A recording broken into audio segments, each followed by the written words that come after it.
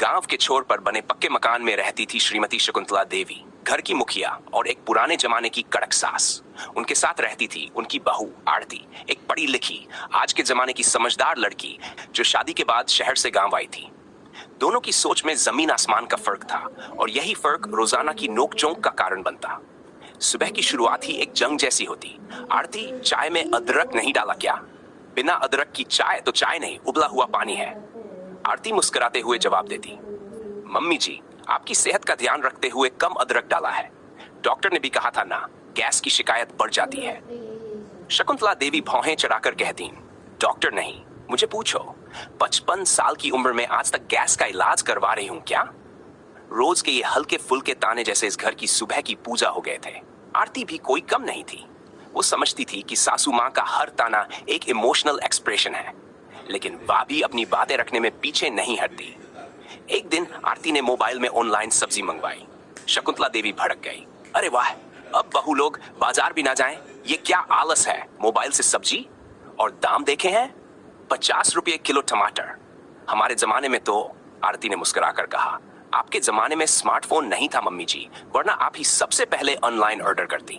और रही बात दाम की, तो देख लीजिए, ट्रांसपोर्ट, पैकेजिंग, समय बचत, सब मिलाकर फायदे का सौदा है। ऐसी बहसें घर में हवा की तरह तैरती रहती। पर इन नोकझोंकों के बीच एक ऐसा दिन आया जिसने दोनों के रिश्ते की परतें खोल दी। एक दिन शकुंतला देवी की तबीयत अचानक बिगड़ गई। पेट में बहुत तेज दर्द हुआ। आरती ने बिना देर किए डॉक्टर को बुलवाया, दवा दिलवाई और रात भर उनकी सेवा करती रही। शकुंतला देवी, जो हमेशा आरती की आधुनिकता पर ताने कसती थी, उस रात उसकी ममता के आगे नतमस्तक हो गई। सुबह जब तबीयत कुछ ठीक हुई तो उन्होंने आरती का हाथ पकड़कर कहा, बहू, मैं जानती हूं मैं ज्यादा बोलती हूं, पर तेरे जैसा सहनशील और समझदार कोई नहीं। तू मेरी बेटी जैसी है। आरती की आंखों में नमी आ गई। उसने कहा, मम्मी जी, मुझे पता है कि आपके हर ताने में प्यार छुपा होता है। आप ही तो वो पेड़ हैं जिसकी छांव में ये घर बसा है। इसके बाद भी नोकझोंक बंद नहीं हुई। आरती, इतनी देर से क्यों उठी? सूरज सिर पर चढ़ आया। मम्मी जी, रविवार है आज, थोड़ा आराम कर लिया। वैसे आपके लिए गर्मा गर्म पराठे बना रही हूँ। ये क्या कपड़े पहने हैं? गांव में ऐसे कपड़े नहीं चलते। आपके लिए तो साड़ी पहन लिया मम्मी जी, लेकिन बाकी समय थोड़ा आरामदायक भी तो होना चाहिए ना। नोक-झोंक अभी भी होती, पर अब उनमें कड़वाहट नहीं, मिठास होती।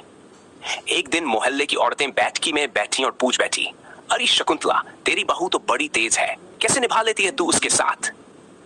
शकुंतला देवी मुस्कुराई, अरे बहू तेज नहीं, समझदार है, लड़ती भी है तो प्यार से। हम दोनों की नोक-झोंक ही इस घर की रौनक है। फिर आरती भी वहीं आई और बोली, और मम्मी जी के बिना तो मेरा दिन अधूरा लगता है। वो डांट ना दें तो लगे कुछ छूटा छूटा सा है। सभी औरतें हंस पड़ी। निष्कर्ष, सास और बहू का रिश्ता जितना जटिल होता है उतना ही सुंदर भी हो सकता है, यदि उसमें संवाद, समझ और थोड़ी सी मुस्कान हो। नोक-झोंक रिश्तों की दीवारों को गिराती नहीं, बस उनमें खिड़कियां बना देती है, जिससे प्यार की रोशनी अंदर आ सके।